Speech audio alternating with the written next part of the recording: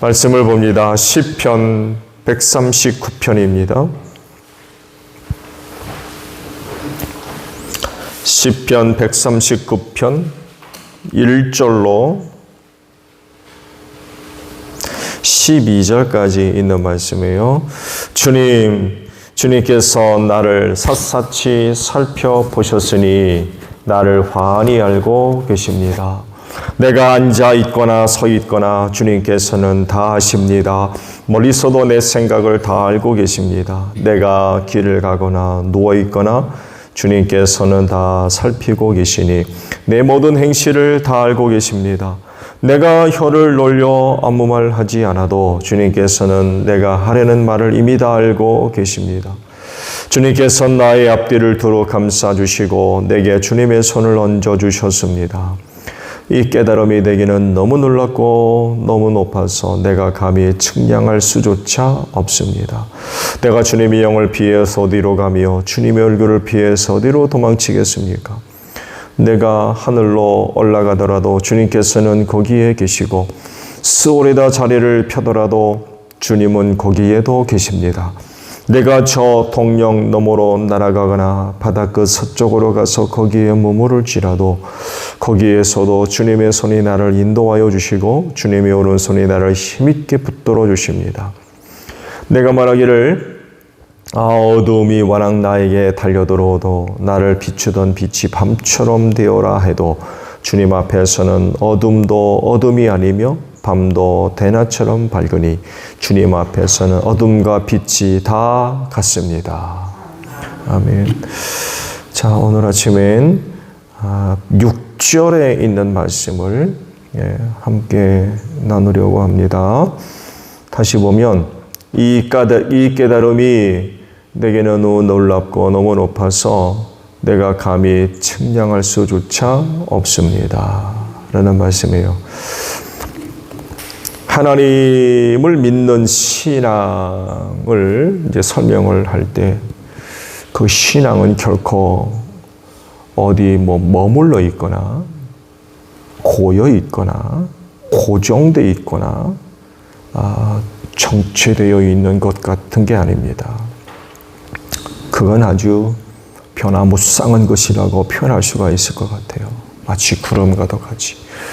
한때는 하늘을 다 덮어서 구름만 있는 것 같이 보이지만 비 한번 쏟아지고 바람 불면 어디론가 다 날아가 버리고 밝은 태양빛이 내리쬐는 그 많던 구름들 다 어디 갔는지 새벽 안개같이 쭉 깎여서 앞뒤를 구분할 수 없을 정도로 온 세상에 가득 차도 해만 뜨면 다 사라져 버리는 것과 같이 굉장히 변화무쌍한 게 바로 믿음이라고 설명할 수 있을 것 같아요. 한때 산을 옮길 만한 그런 그 신앙이 있었지만 그렇지만 나중을 보면 그 흔적조차 찾을 수 없는 지경에 이르게도 됩니다. 믿음 다 없어진 거죠. 하늘을 향해 한껏 치솟아오르고 또 계속 오를 것 같지만 그렇지 않은 게 또 믿음이에요. 그렇게 되면 바랄 게 어디 있겠습니까? 근데 언제부턴가 또 내리막길을 걷는, 한때는 하늘로 치솟아 올라갔다가 한때는 또 내리막길을 걷는 이런 것이 신앙이라고 하는 것입니다. 예수님을 가리켜 믿음의 창시자라고 그러죠. 그 믿음에 있어서는 흠이 없는 완전하신 분이라고 하는 거죠. 그래서 하시는 말씀이 이런 예수님의 장성의 분량에까지 자라가라고 하시는 것 같아요. 예수님의 믿음과도 같이 성장되어 있는, 성숙되어 있는 그런 그 모습을 바라시는 거죠. 그런데 이건 그냥 이루어지는 것이 아니라고 하는 것입니다. 성경을 보면 믿음의 조상이라고 일컫는 아브라함을 예로 볼 때에 이를 잘 알 수가 있죠. 믿음의 조상이라고는 부르지만 그렇다고 해서 그가 처음부터 그렇게 온전한 믿음에 소여져 있느냐라고 하면 그게 아니었다는 것을 잘 아시죠. 처음에는 그의 신앙도 역시 어린아이와 같았어요. 그래서 연약하고 부족하고 여러 가지 일들 속에서 쉽게 흔들리고 그러다 보니까 자기를 불러서 가나안으로 보내신 하나님이 어떤 분인지 누구인지 잘 알지 못했던 그런 사람이었죠. 근데 그런 사람이 모리아산에서 하나님으로부터 인정받았죠.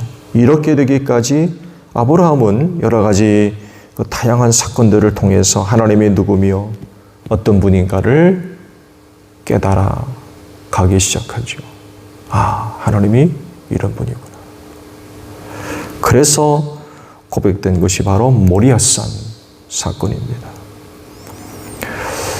뿐만 아니라 그의 깨달음을 보게 되면 기근을 피해서 이집트로 내려갔다가 그곳에서 큰 사건을 아주 홍역을 치르고 다시금 가나안으로 돌아오죠. 이후로는 다시는 가나안 땅을 떠나지 않습니다. 깨달음을 얻은 거죠. 약속받은 가나안 땅을 떠나면 안 되는구나. 내가 머물러서 살아야 할 곳은 이곳이로구나. 라는 것을 깨닫죠. 이렇게 깨달음은 신앙이 한 단계 성장하고 성숙하는 데 꼭 필요한 요소입니다. 뿐만 아니라 그 신앙을 유지하고 또한 지키는 데 꼭 필요한 요소가 바로 깨닫는 거예요. 오늘 주신 말씀도 바로 이 깨달음을 말씀하죠. 다윗이 한 가지 깨달음을 얻었다고 그래요. 그건 하나님께서 다윗에 관하여 모든 것을 다 알고 계신다는 겁니다. 다윗이 어떤 계기를 통하여서 이런 사실들을 깨닫게 되었는지는 침묵하고 있지만 여하간 그런 이 사실을 깨닫게 됐어요. 이 구절을 다르게 보면 이전에는 하나님께서 자신에 관해서 모든 것을 다 알고 계신다는 것을 미처 깨닫지를 못하고 있었던 얘기예요. 당시 이 깨달음의 충격이 얼마나 컸는지 이렇게 고백을 했죠. 너무 놀랐고 너무 높아서 내가 감히 측량할 수조차 없습니다. 라고 고백을 합니다. 중요한 사실은 이런 깨달음이 다윗에게 신앙적으로 큰 도움이 되었을 것이라고 하는 사실입니다. 왜냐하면 그런 깨달음을 통해서 하나님이 어떤 분인지 더 알게 되었고 이건 결국 신앙으로 직결되기 때문에 그렇습니다. 즉 이전보다 훨씬 더 나은 그 신앙으로 성장하고 성숙되는 그런 그 은혜를 얻게 되었다는 거죠. 그런데요, 이런 깨달음이 하나님을 섬기는 모든 사람들에게 꼭 필요한 것인데 그러나 그럼에도 불구하고 모든 사람들이 다 그런 건 아닌 것 같아요. 하나님을 믿는 신앙에 있어서 이 깨달음이 굉장히 필요한 요소인데 그렇다고 해서 다 깨닫는 건 아니라는 거예요. 왜냐하면 그 깨달음은 은혜이기 때문에 그렇습니다. 즉 하나님이 주시는 은혜예요. 그래서 허락되지 않으면 죽어도 깨나도 깨달음을 얻을 수가 없다는 거예요. 이전에 우리가 신명기의 말씀을 보았는데 거기에서 충격적인 사실을 하나 우리가 보았고 제가 말씀을 드린 걸로 기억하는데 신명기 29장에 나오는 말씀 이스라엘이 그 가나안을 지척에 두고 모압 평지에서 두 번째 언약을 맺죠. 1차 언약은 시내산에서 이제 이루어졌고 이를 이어 2차로 가나안 입성을 앞두고 모압 평지에서 두 번째 언약을 백성들과 체결하게 됩니다. 그때 모세가 백성들을 향해서 충격적인 이야기를 합니다. 하나님께서 이때까지도 가나안을 지척에 두고 이때까지도 깨닫는 마음과 보는 눈과 듣는 귀를 주지 않으셨다라고 말씀하세요. 그래서 그때까지도 백성들은 불순종하고 하나님 시험하고 원망하고 불평하며 불신앙의 모습들을 계속해서 보일 수밖에 없었다는 거예요. 왜? 깨닫지 못하게 하셨다. 못 보게 하시고 못 듣게 하시고. 근데 참 감사한 건 그런데 그 백성들을 이끌고 가나안을 들어가게 하셨다는 거죠. 약속하셨기 때문에. 그리고 충격적인 건 그 뒤로 이스라엘 백성들이 가나안에 들어가서 정복 전쟁을 벌이고 정착한 이후 사사시대가 바로 그 열매로 나타나. 깨달음이 없고 봐도 못 보고 들어도 못 듣는 이런 상황 가운데로 가나안에 들어간 이후 그들에게서 나타난 모습이 사사시대. 공연히 그들이 사사시대의 그런 모습을 보여준 게 아니에요.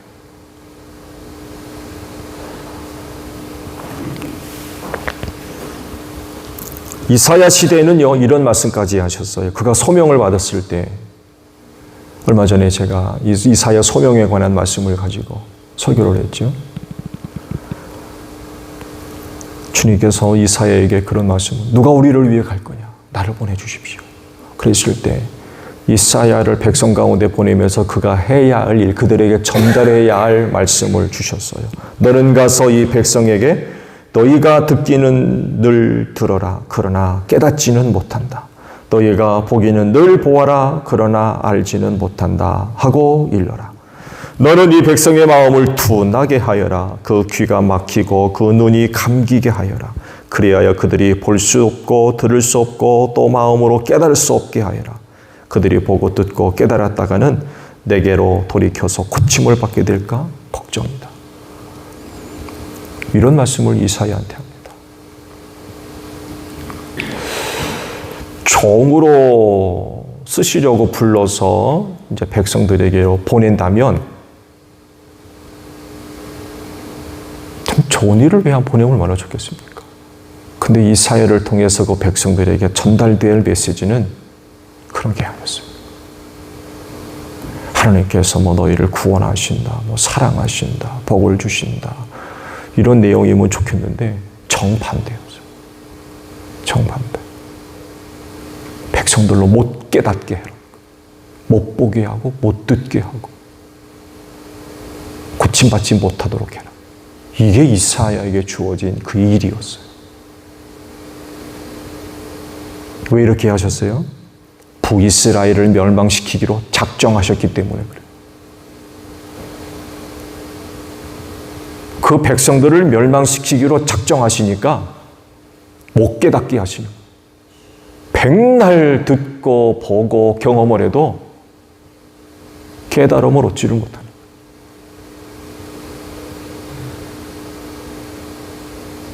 봐도 못 보고 들어도 못 듣고 마음으로도 깨달을 수 없는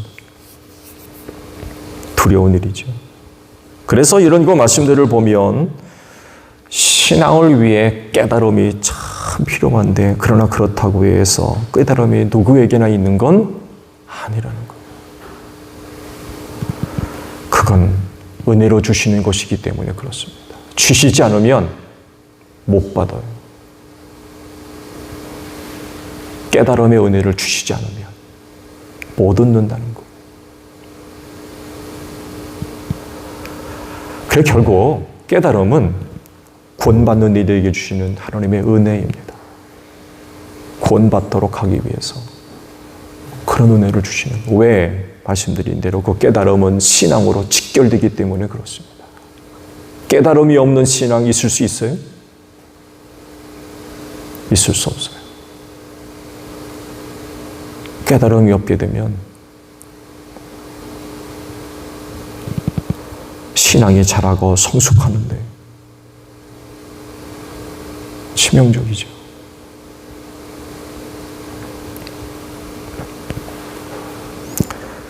그리스도인 됨으로써 하나님께 참 감사드리는 것 한 가지는요, 하나님의 영을 주셨다는 것입니다. 왜 이것이 감사할 이유가 되는가 하면 깨달음의 원천이기 때문에 그렇습니다. 하나님의 신비, 영적인 세계, 육의 몸을 입고 있는 사람들이 어떻게 깨닫습니까? 지식으로요?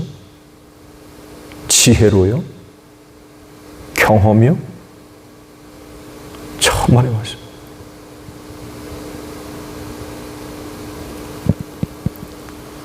하나님의 도움이 없으면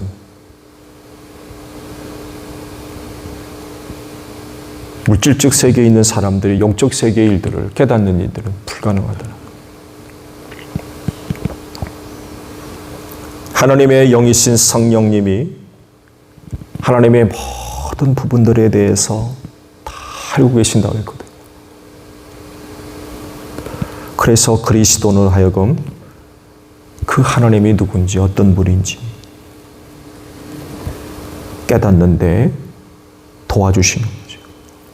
그래서 일반 사람으로서는 도저히 알 수 없고 깨달을 수 없는 영적인 일들 또한 그 세계를 깨닫게 하십니다. 그래서 남들이 못 듣는 것을 듣게 하시고 못 보는 것을 보게 하시며 느끼게 하세요. 그래서 남들이 할 수 없는 것을 하게 하시는데 바로 믿게 하시는 것. 성령을 통하여서 깨달음으로 가니까 아멘 하게 되는 거예요.